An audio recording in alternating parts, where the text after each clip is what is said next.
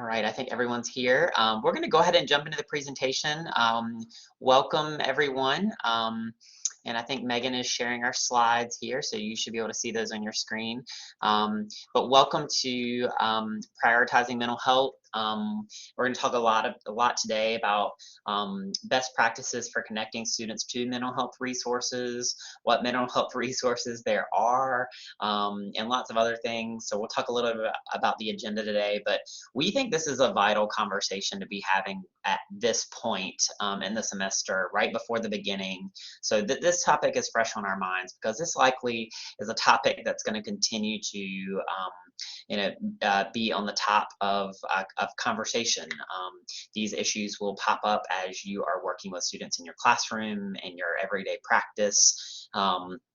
So something to be aware of. We want to make sure that you have the resources and know how to connect students to the resources in the most effective way. So welcome to our session. I'm Adam Wade. I serve as Director of Admissions at CCCC. My pronouns are he, him, his. A couple of things that in terms of how I sort of touch mental health here at CCCC, I work with our behavioral assessment team, which we'll introduce to you a little bit later. And I also sort of help coordinate our CC Cares initiative.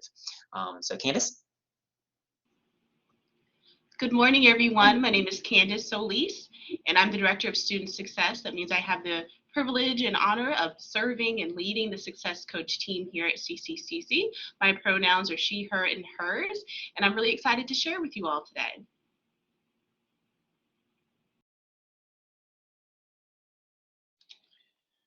Good morning, everyone. I'm Heather Willett. I'm the Dean of Student Support Services, and I am also tied a lot to the mental health because I do assist through Title IX, which ties to our behavioral assessment team. So a lot of times I get the reports that come in. So although I may not be working directly with those reports, I do get to see what's going on, and I also work with VP Hoyle when it comes to our student code of conduct issues, and sometimes those go hand in hand. Looking forward to talking with all of you today and getting to know you. Good morning, Megan Sherman, Coordinator for Student Accessibility Services. I work with students with identified disabilities, and that may include mental health concerns or other physical limitations that substantially limit one or more area of life, to provide accommodations as well as referrals to outside agencies and supports that students may need at home.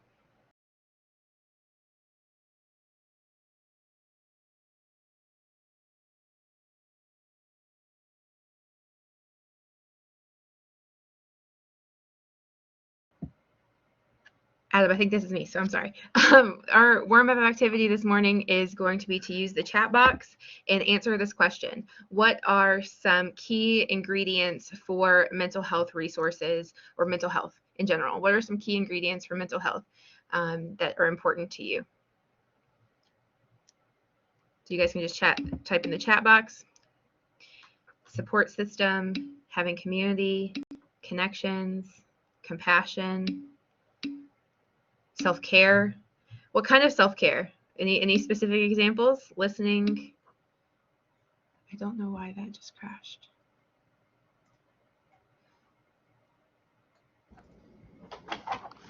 Sorry, my share screen just crashed. Painting, Charity. While you're doing that, Megan, I'll pop in here. That's wonderful. Love, of course. Reading. Awesome. Thank you guys for sharing. I think those are all really key, valuable things, and I like the focus on self-care as we start talking about this, because as a foundational skill, self-care is going to be important to how we support each other, ourselves, and our students. So we'll go on for now, but we'll circle back to a lot of these ideas later on. Yeah, so notice that the words that were used a lot in the chat box were really positive words, things like community, love, compassion. So many times when we hear the words mental health or think about it, we consider it from a deficit lens, say things like, oh, that person has mental health challenges, when in fact we should all strive to have flourishing mental health in our work and studies. So as a way to reframe deficit thinking, we encourage thinking about mental health from an equity standpoint. So as displayed in the image, equity differs from equality in that it takes into account the diverse needs of people.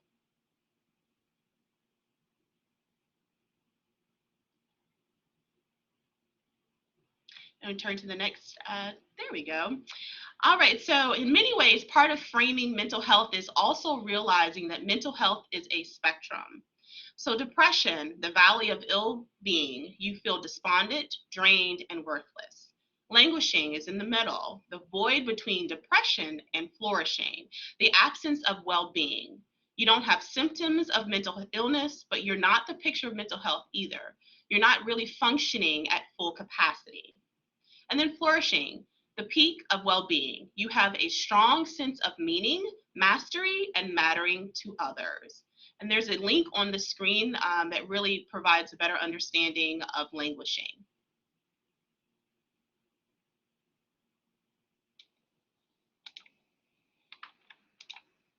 So today's agenda, we are going to cover several points. So the first thing we're going to discuss is relevant trends that are happening now in mental health. We're going to offer up some theoretical framework for you to consider.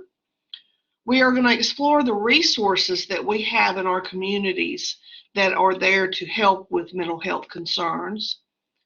We're going to talk about the warning signs and the ways that we can all play a role in supporting not only our students, but supporting one another, which I think is very important in these times. We're going to talk about some case studies and examples and let you kind of take some of those and think about what you would do in those situations. Then we're going to finish up with our next steps and then talk about deepening your comfort with dealing with the mental health issues that are arising today. So we're going to get into talking a little bit about some of the trends that we've seen, especially over the past year.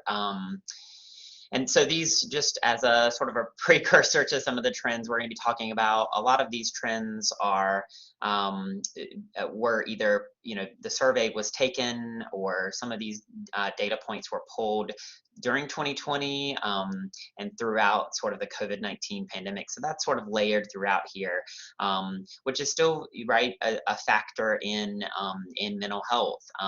The first thing you're going to see on your screen here is a survey that was conducted by the JED Foundation. If you're not familiar with the JED Foundation, they are a nonprofit that work with mental health and suicide prevention.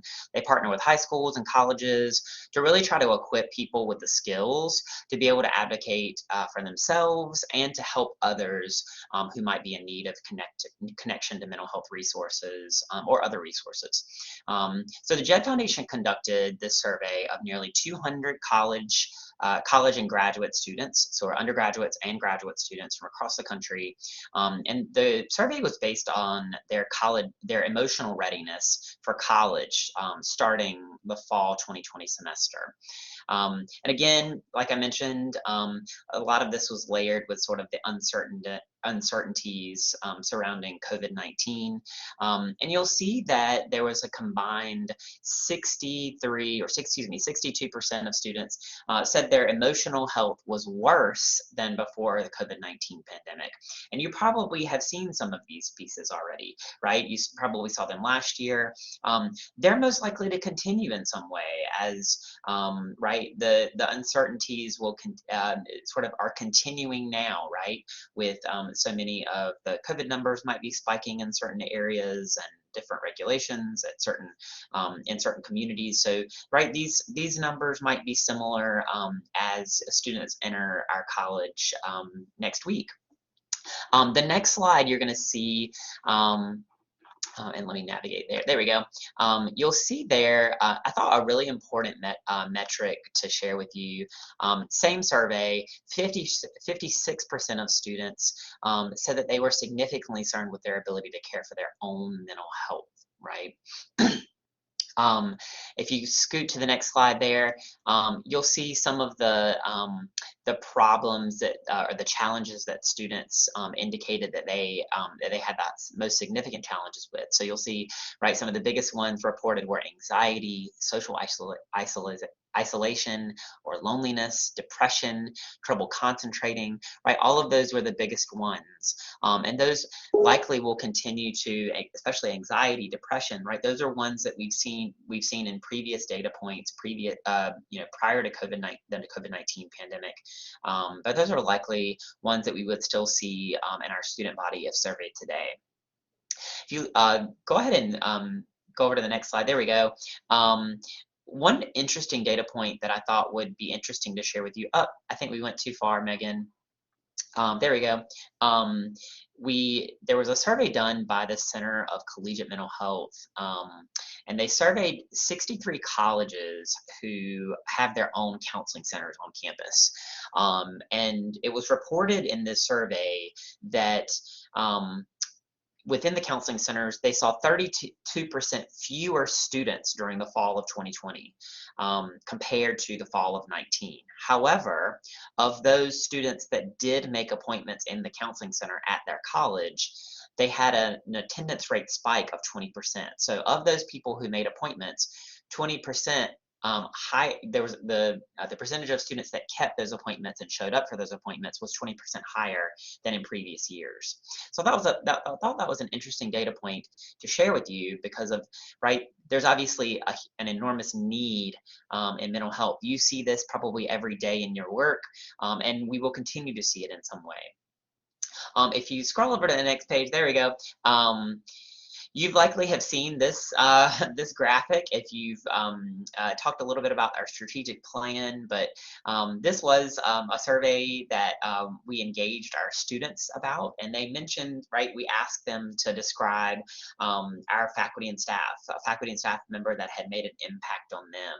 And these are the words that they used to describe some of the faculty and staff members, their advisors, their coaches, their faculty members, their staff members that they work with on a regular basis. You'll see the biggest words that show up there: caring, kind, helpful, understanding, patient, right? We already know that these are things that you bring to your everyday work. But just know that, right, everything that you do for students makes a huge impact in their lives and in their experience as a student. And part of that is understanding how we can help and support them long term. The other piece that we wanted to certainly take some time and acknowledge today was the effect on our mental health. Right, we're talking really this professional development session is really tailored around how we best connect students to mental health resources, but it's also important to keep in mind how you connect to mental health resources.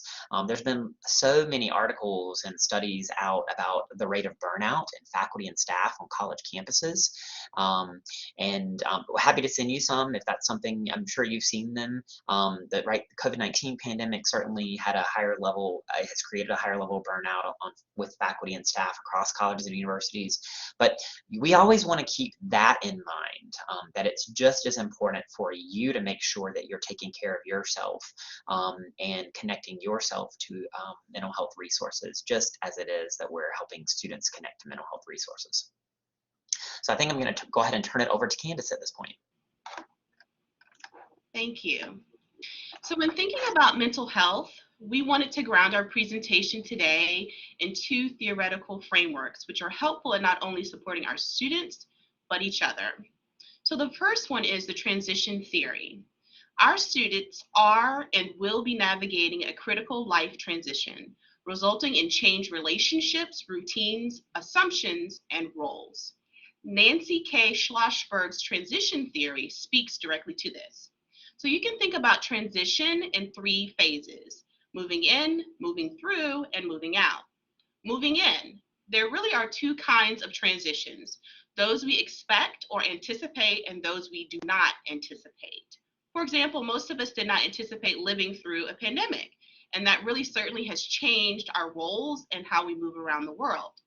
Moving through, there are four things to think about as students go through this transition, navigating both anticipated and unanticipated transitions. Situation. First, they must name the situation.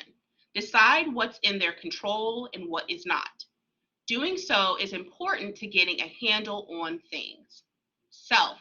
Check in with themselves, during transitions and decide what they need. Strategies. What strategies can help them cope with the transition? Should they incorporate exercise to relieve stress? Should they dedicate a study space in their living home? Support. And finally, transitions are more successful with support. Nobody gets to where they get alone. They will build on that support system here at Central Carolina by reaching out to instructors, student mentors, advisors, and more. Moving out. As students move through their transition, they will start to see the light at the end of the tunnel. This is the transition navigation theory. The second theoretical framework that may be helpful to think about regarding our students is culturally responsive support. Brendan developed the idea of validation, indicating students need to feel seen both inside and outside of the classroom, as academically capable and as people with lives. Part of this is recognizing the vast diversity of experiences showing up in the classroom, from race to gender to sexual orientation and more. One example of this comes from a success coach experience with a student observed to be falling behind in class. So an instructor shared with a success coach that a student was falling behind and not truly engaged. Upon conversation with that student, the student shared that they were Muslim and fasting for Ramadan. When they got to class, they felt lightheaded, and that is why they had been quieter in the classroom. From there, the success coach provided necessary validation and support needed to continue progressing academically during that time. Now, I think the lesson is that ultimately we can never know what someone else is going through, right? We are not walking in their shoes. But what we can do is provide a culture of care and refer students when we reach the limits of our own ability to provide support. Thank you. And that leads well into our next section where we're going to discuss what institutional and community resources look like. So we've provided a theoretical framework to understand that these concerns are common and what students' concerns may potentially be, and then a theoretical framework for developing a caring culture of support, and then what do we do once we know that. Part of that is referring the student to appropriate resources in the community. And so I'm going to take a few moments and talk to you guys about where those resources are, where you can find them on our website, and just general information about them. So the first is our Aunt Bertha search engine. This is located on the Central Carolina CARES page. If somebody wants to put that link in the chat, that'd be great. But the CARES page is a hub of resources around transportation, food, mental health, and other necessities that students may need to be well and successful in our college environment and in their lives. The Aunt Bertha page can be filtered by zip code, and then you can, or the student can, look into providers in mental health, physical health, or food banks in their local area. There's a multitude of options. For this one, because it is one of the more robust search engines, and they can put in their home zip code and filter for resources, or again, you can partner with them at your computer or virtually and assist them through that filter. We do want to avoid singling out any one provider, so search engines like Aunt Bertha are really helpful in giving a student a multitude of options to evaluate for what best fits their need, their financial situation, or insurance situation. Other specific community healthcare providers may be healthcare providers that are published in our newspaper. Should the student live in the same county where you are? That's always something you can talk about with them. Again, I wouldn't single out any one single provider, but you can let them know that they exist in their area. Calling hotlines like 211, or there'll be another hotline we'll show in just a second, where they can then, someone on the phone will talk them through what their needs are and what a good fit would be for a resource. Public health service department, if the student has a physical concern, oftentimes these free clinics or health services department can help get them service connected. And then let's never forget a student may already have a healthcare provider, and encouraging them to go back to that individual should there be a change in their health status, to ensure that that provider is well informed on the student's resource or the student's change in status. And obviously it would be a polite referral of, perhaps you should inform your healthcare provider about these updates you're sharing with me. And if there is a genuine concern, obviously you have institutional support within the CARES team to ensure that students are resource connected.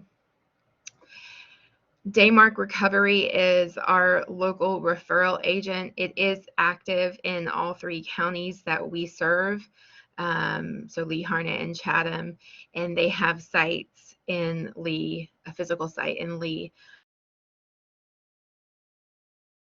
Sense is a walk-in clinic for mental health services. Their hours are work 8 to 2. They should still be around that same time, where students can walk in and basically be supported by a mental health professional, where they're going to give them about 30 minutes to an hour of an intake to assess their well-being and their needs. So they're going to get a short clinical support session. So they're going to do some counseling with them in that moment, determine what their concern is, and then talk to them about next steps. So whether that's an ongoing one-on-one therapy relationship, or ongoing group counseling, or another form of mental health support that Daymark can provide. Students in this situation, this is more of an in-person referral that they can go to and sit down and see someone in person, which is nice for many people. They also do take health insurance and their financial situation into consideration when planning those services. So this is a great referral. Connected yet and need to get established with a provider, or just don't know where to go next, and this is a great place to start. Our student assistance program, you may have heard about this already, but our student assistance program is a support that the college is paying for students to receive free counseling services. They get 3 free sessions per concern or issue that's identified. So they would call, or I think there's an email address, but call and be assessed by an intake counselor who would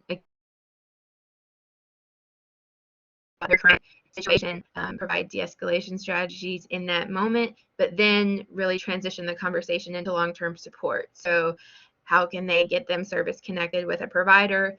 Oftentimes they have remote options. They also may have in-person options, and this is available to all of our students and their families. So if a student comes to you and starts talking about how their family's in distress, program may also be a way that they can interact and get their family assistance, as long as they live in the same household.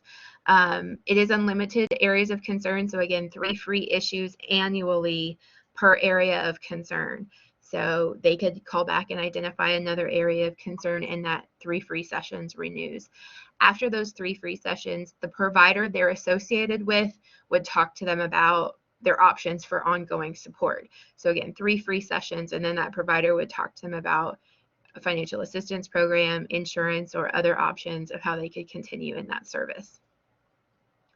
I plugged my office in here because a mental health concern could raise to the level of a disability. Therefore, students may be eligible for academic accommodation. So especially if a student tells you, I'm diagnosed with blank disorder, if they disclose that to you, we do want to ensure that they're aware of their option to request accommodation. As you guys know, accommodations are evaluated on an individualized basis, so the student may or may not need academic accommodation, but if they do, they know about that service and can exercise their right to request accommodation should they need it. Finally, our behavioral assessment team, which I've also been referring to as our CARES team, because it's the same support, it's the same group. They work with reported incidences or reported concerns. and evaluate those concerns, those trends of behavior, to provide interventions for students and referrals for students. So there's a way on the website, on that CCCC Cares page, to report in. So if you've had a conversation with a student where they've identified a serious concern, if there's concern about their safety or their well-being outside of school, we want you to report that. You actually should report that, and make sure that we keep record of that as a school, and that we're appropriately responding to meeting those students' need. Those reports only get shared with the VAT team and are used to evaluate for intervention. And then if there are code of conduct violations reported as well, then they would address those as well. But on the slide, you'll see some examples of concerning behavior that you'll definitely want to report: self-injurious behavior, suicidal ideation, erratic behavior that disrupts or threatens the normal flow of business, behavior that may compromise safety on campus. And so that report is, Adam put the link in, thank you. That report can be sent in, and then it would be submitted to the CARES team directly. So next we're going to talk about referring and responding. So we've talked a lot about the resources, but it is important to also think about the do's and don'ts of responding to students or to each other who are experiencing mental health issues, especially if the individual has confided in you about those challenges that they're facing. It's a very human reaction, I feel like, to try to fix the person or the problem, because we do want people to feel okay. But sometimes we are not equipped to do that, and we have to realize that and know how to respond. And when someone comes to you with that kind of information, they know that you are someone they can trust. So you want to be sure that you are prepared to give them the best information and resources as possible. So let's talk about some of the stressors that may be causing them to come to you. I'm not going to read through all of the stressors, but as you can see, there's quite a few things, and there's a lot more than what is on this list. But there are some to note that would be ones that you might encounter more frequently in the classroom or with each other. Would be family and relationship issues, could be financial stressors. Academic stress would be a big one for us. Lack of support from family or friends, and it could also refer to drug and alcohol use. Next slide. So let's talk about the common signs that you may see on some of these stressors coming through. A lot of times you're going to see what would be considered a very drastic change in the person. Could be a change in their mood. It could be a change in their behavior. It could be their personality seems to have changed. They may have difficulty concentrating in class. They may be fidgety, not able to stay still. So you also may see, again, those changes in their academics. It could be someone who was doing very well in their studies, and now all of a sudden they're failing everything. Could be someone that you see losing a lot of weight. Could be a change in their looks. They may come in and have been very neat and put together, and now they're coming in and they look, like they're just throwing their clothes on. They're not clean. So those are some of the things that you could see in your students in class. So what are some of the do's and don'ts when it comes to working with students that are experiencing these types of health issues and mental health issues? And I may pull in some of my co-presenters during this. So a big do, and I think this is one of the biggest ones, is you need to be prepared. You need to prepare yourself by thinking through how you would respond to these people. So some responses would be less than helpful. So you want to be aware of that. That's why it's really good to prepare.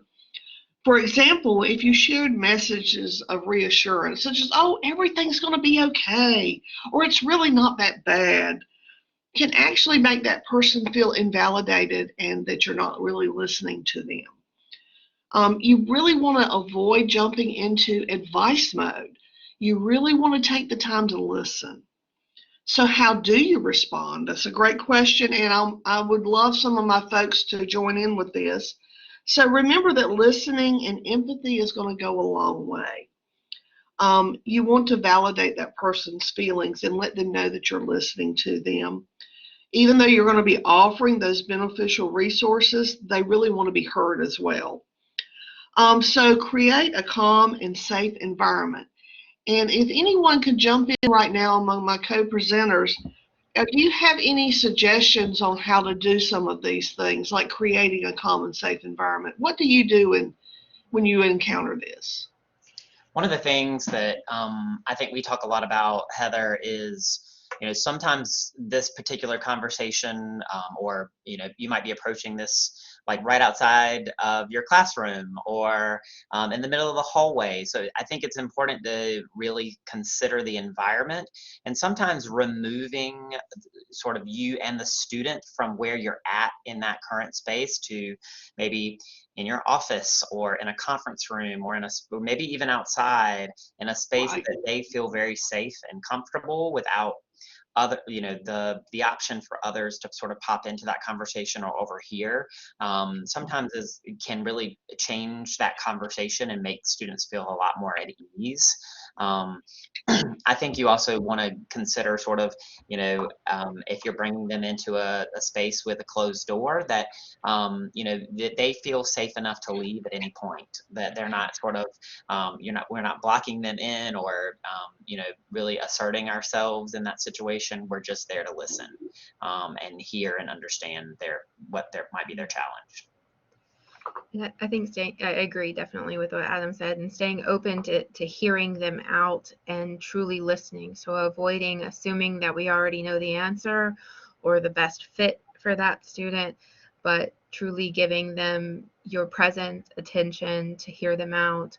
And then even if you're not sure of the answer in the moment of what might best help them, offer them one thing that you can follow up on, or that you'll ask, or ask them how you can best support them in that moment, and kind of leave that up to them to determine.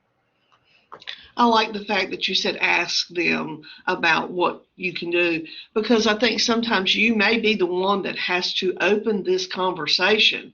So having some open-ended questions prepared is very helpful, I think, to get this started. Like, I've been worried about you. Could we talk for a few minutes? I think is really important. So when you're listening and you're hearing these things, is there anything in particular that you do, any type of body language, or how do you handle those situations? Yeah, Heather, I was just going to mention when you talked about listening, one of the things that made me think about it was nonverbals. I think a huge piece of listening is making sure that you're sort of checked in with the student through your nonverbal communication, so that you're using those typical nonverbal skills that you would use when you're wanting to send a message, that you're listening and that you're understanding. And that, if there's a point in the conversation that you don't understand, that you pause and ask for understanding or clarification. So I think your nonverbals are vitally important. Reducing distractions as much as possible can also really help with that. I know sometimes when we're in our offices, maybe the phone's ringing or we're hearing dings through our GChat or whatever the distraction might be, sometimes can really, I think, maybe hurt a conversation like this, because it's pulling you away from focusing on the student's needs. So reducing that as much as you can in whatever way that might be would also be helpful. I agree. So when you're with these folks and they need some reassurance, so what are some things that you think about that you can share with the group, that when we're wanting to, we've listened and now we want to reassure them that we've heard them and that we do have some resources? So I'll jump in on this one. And so we mentioned validation, and that's just such an important thing. for our students and for everyone. We like to be heard, and especially when you are in moments of crisis or stress, any way that you can provide validation, that's very helpful. Some things you may not be able to understand or relate to or whatever it may be, but a skill could be just repeating what they said, or the parts, and helping them see, I'm listening, I hear you. Not necessarily I understand and I've been there too, but I hear what you're saying. And so just, good conversational skills can be helpful. And then also when they're sharing, especially if it's something that you're not too familiar with, it's okay to have be okay with the silence and just listening, and being okay with that and not having to fill that space with immediate advice and immediate guidance. Sometimes you can just listen and then go from there on the best ways in providing support. Candace, that is absolutely on point. And I really appreciate you sharing that, because that is so important. So, and then the final thing, it is a stigma, I think, it's still in today's world, even though we are more engaged with our mental health and recognizing the importance, I still think there is a stigma to it. So I think that we recognize that and address that, make sure that students or even our coworkers do not feel like that this is any type of negative issue, I think is really important. So I don't know if anyone has anything to throw in there about the stigma part, but it's open if you do. Let's go ahead and move to the next slide while we do that. Yeah, I think it is very much still a stigma, and I think recognizing if maybe that is something, sometimes we don't even recognize maybe the stigmas that exist for us in mental health. And so I think it's important to realize that that's probably very much a message that our students might have heard, or that culture is there. But normalizing that process as much as possible, helping students to understand that this is normal, right? Just like taking care of your physical health. It is normal to need to take care of your mental health, and think about all the things, right, that have contributed to our, mental health challenges over the past year alone. That can really take a toll on that, and it's very normal.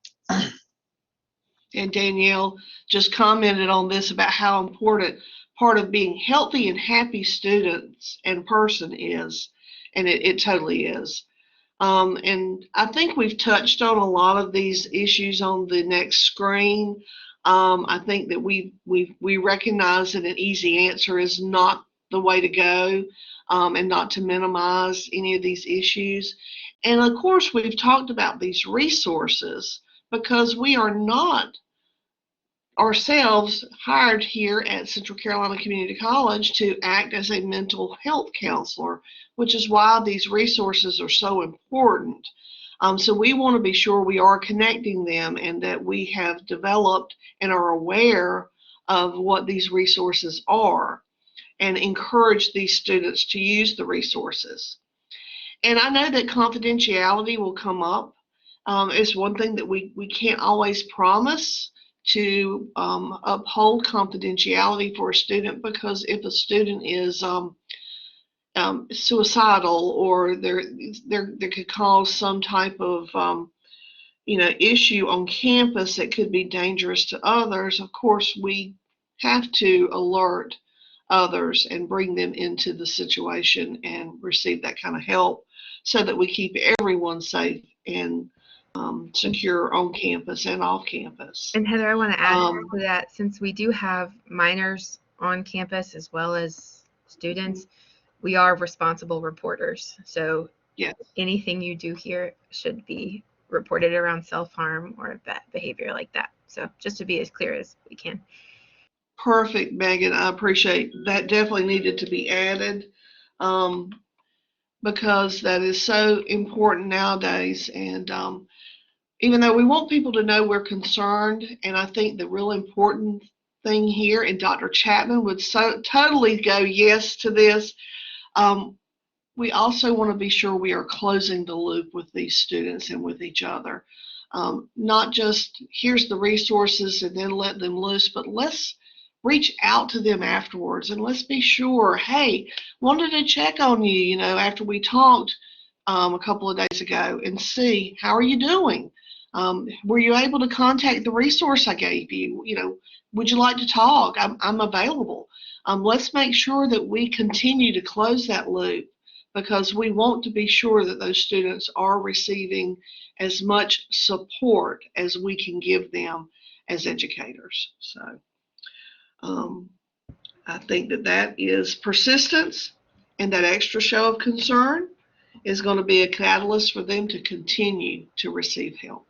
Okay. So we did talk a little bit. Let's see. We did talk a little bit about this. As far as I'm going to let you go, Megan. FERPA regulations and confidentiality. We need to uphold those FERPA regulations and provide that reporting, and that you can do that reporting through the CARES team. And I do want to take a moment to differentiate between someone who is stressed and anxious versus someone who you are concerned for their safety and well-being or the safety and well-being of others. What we're talking about in reporting is it would be ideal to report the stressed and anxious student so that they can be checked in on by the CARES team, that a referral can be made, but that's not necessarily mandatory. Where we're talking about the reporting is required is if there is an emergent situation or a concern for immediate threat to safety of others or that particular student. And so familiarizing yourself with those policies and procedures is going to be important. We don't have time to go through every single one of the aspects of that today, but there is a faculty handbook with a lot of that information in it, and then the CARES page can also go into it as well. That's a great point. When in doubt, report. That's a great point. So we'll move on to our last two sections. Yeah, and I think this just supports a lot of the do's and don'ts we just talked about. But this is a really quick model if you're, wanting to keep something that you maybe are practicing on a regular basis and approaching situations like this. The other thing I'll tell you is that Thea Boyer does a really good job in her session. If you've attended her session recently about similar topic, but it's about sort of helping students from a customer service lens as we think about sort of the layers of mental health challenges or other challenges that students are bringing to us.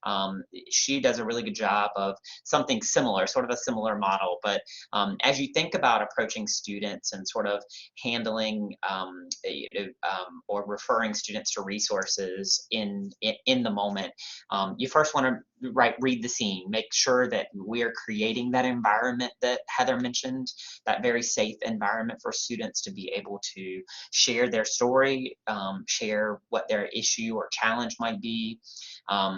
Right? We also want to set the tone, right? That you are there to listen and to help, and sharing, what you will be doing with this information, that you're not a mental health provider, that you can't serve as that, but that here's what I'm going to do, once we're done, sort of setting some expectations for the conversation so that the student knows what to expect. Right? Use those active listening skills, and we talked about both verbal and nonverbal are vitally important when you are working with a student who has, who is sharing a lot of vulnerabilities, they are being vulnerable to you, and think about how much it might have taken for students to get to this point. So we have to make sure that we're bringing an active listening mindset to that conversation, assessing the situation, making sure that we know what needs to happen once we have completed the conversation. So what are the to-dos? Do I need to report it? Do I need to send them some information? Do I need to follow up? What happens after that? And then act decisively. So be confident, make sure that and keep handy some of these resources that we've talked about today, so that you can, and maybe you have handy some contact information for folks on campus that you can give that you can buzz or shoot a GChat to in case you have questions. So make sure that you're acting decisively, that you're making decisions and not sitting on it, right? So many times we need to to connect to resources in that moment, right? Because again, students are sharing vulnerabilities with you, and that is the time to make sure that we're connecting them appropriately. So again, Dr. Terry McGleason provides this this model for responding in real time, but think about how this is going to best work for you. This is not a one-size-fits-all model. You don't have to go step by step, but just consider that as you approach students. I'm hoping we have a few minutes, Erin, for some breakout groups. In the chat box, I'm going to share a Google document that I'm hoping you can bring up on your screen, and that's going to share the scenarios that we want you to discuss in your small groups. So if you could just take a few seconds to bring that up on your computer. And we're going to go ahead and break you into small groups, into 3 small groups. And let's see here. And according to your group number, so group number 1, you would respond to scenario 1, group number 2, scenario 2, group 3, scenario 3.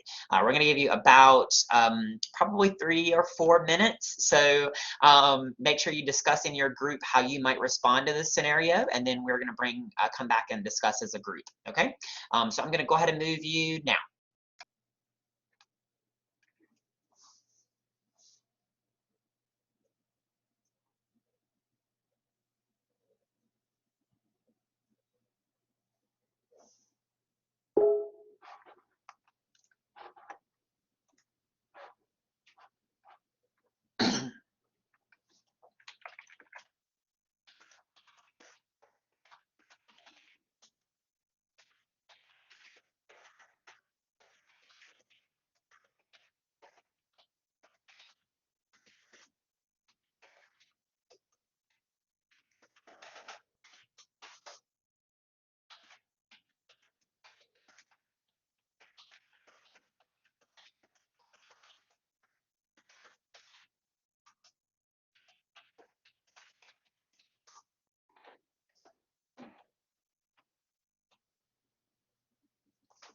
I think we're making good time, folks.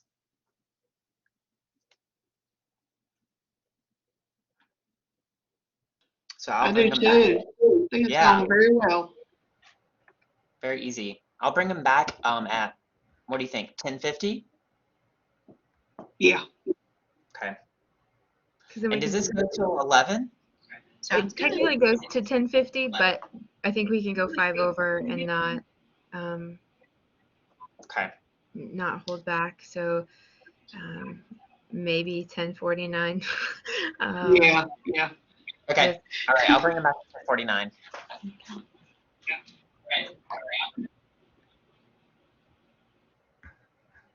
Because I think some of them have departmental meetings at 11, so they have to walk to those spaces.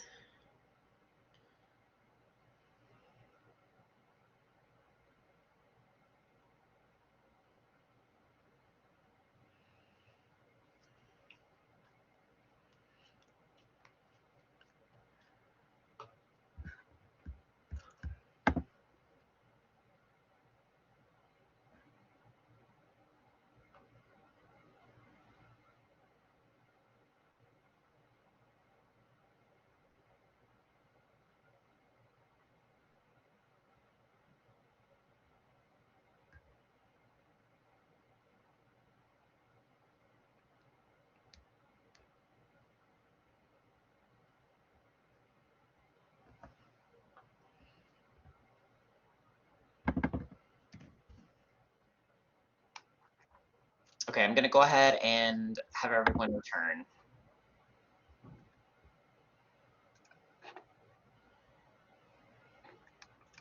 Oh, gosh.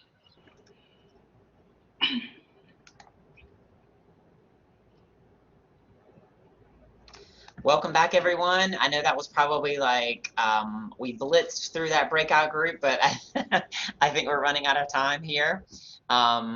So hopefully everyone's been able to join us. Hopefully you were able to review the scenario that we discussed. But in the interest of time, I know people have to get on to other meetings and other professional development sessions, staff meetings, and so on. We'll go ahead and review the scenarios. Scenario 1, Sammy, a student in your course who started really strong, has recently missed several assignments. You also notice that they seem disheveled, distracted. You decide to pull the student aside after class and check in with them. During the conversation, the student shares that they've recently found out that their parents are getting a divorce, and this has caused a lot of disruption in his life. He also mentions that he has had exposure to a counselor in the past, but is afraid he can't afford connecting back with them right now. So someone from group 1 or that responded to scenario 1, what did your group discuss? Please unmute and let us know. Actually, you kind of cut us off before we could get into the conversation. Sorry, Seth. But just thinking about the resources available, I believe connecting the student to the SAP, I believe they have the availability to meet with a counselor 3 times on separate topics. So while they may not be able to connect with their previous person due to monetary issues, that would at least give them a free resource to talk with a counselor. And also just being there for the student, listening to them, trying to support them as much in the classroom as possible. Working with them individually to help try to catch them up with anything that they may be lacking on. Yeah, that's perfect, right? Using good listening skills, make sure you're referring, the SAP would be student assistance program would be an amazing resource for this student. And depending on if the student needed additional resources, we could, investigate other options there. Yeah, perfect. Thank you, Seth, and thank you, Unique. All right, so scenario 2, you are reading student essays from class. Lynn's essay contains the following. My mother tried to commit suicide about 4 years ago. I remember being so scared at the time and angry too. It still bothers me. Sometimes I cut myself because the pain makes me focus on it and not what my mother did. You're shocked by this because Lynn has been a very outgoing student and has not written about any personal issues before. How do you respond? Anyone from group 2? Whitney, Tessa, and I kind of briefly shared that definitely talking with her, scheduling a meeting, office hours, or collaborate, because she wrote that for us to hear, like a cry for help, and then getting her resources. And then another lady in our class talked about handling those emotions. She talked a lot about being scared, listening out for her emotions, and I might have missed something. Yeah, that's wonderful. Definitely, right, making sure that we're listening, right, because I think that is a great approach. I agree, Megan, and thank you, Danielle, for sharing. Right, the student has, right, been vulnerable enough to share that information, so making sure that you're using good listening skills and researching if there are, resources that the student would like to be connected to or needs to be connected to. That's wonderful. Thank you. All right, so group 3, you had scenario 3. You recently learned that one of the faculty members that you support has recently responded to a student that's experienced suicidal ideation. This faculty member had to stop during the course to respond to this incident and had to connect the student to applicable resources. How do you best support this faculty member? So a little bit different of a take here. How do you best support the faculty member? Someone from group 3? I'm going to say something from group 3. I don't think we really had a chance to have a conversation, but one of the things for supporting that faculty member would be making sure that they have access to the resources to share with a student if that situation should come up.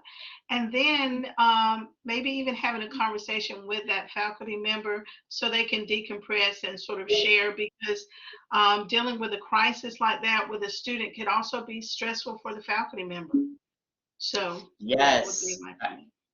Thank you so much. That is a wonderful response. Right, making sure that they not only have the resources to connect to students in the future, but that they themselves have the resources, right? So we have something similar for employees, just like student assistance program, we have employee assistance program. So if that faculty member, right, needs access to those resources, certainly make sure that they're connected and that we're also listening to them using those active listening skills. All right, well, we're going to go ahead and thank you all very, very much for engaging with us here. And I think, Megan, are you wrapping us up? Yeah, I just want to share that there are a few ways you can continue to build your skills. This recording will be available for watch after today. All of the resources that we've discussed today are posted on the website. And then at some point in the near future, there will be additional mental health training available on campus. And I really encourage you, as you're comfortable, to continue this conversation with appropriate staff or colleagues as how you can support each other and how you can support the students in your programs. And if you need support in that effort, all of us are here and available to support you in that as well. So thank you all for being here and for spending time with us. If you have any questions, please reach out to one of us. We can be available to support you as needed. Thank you all. Thank you, everyone. Thanks, Thank Megan, you, Heather, everyone. Candace.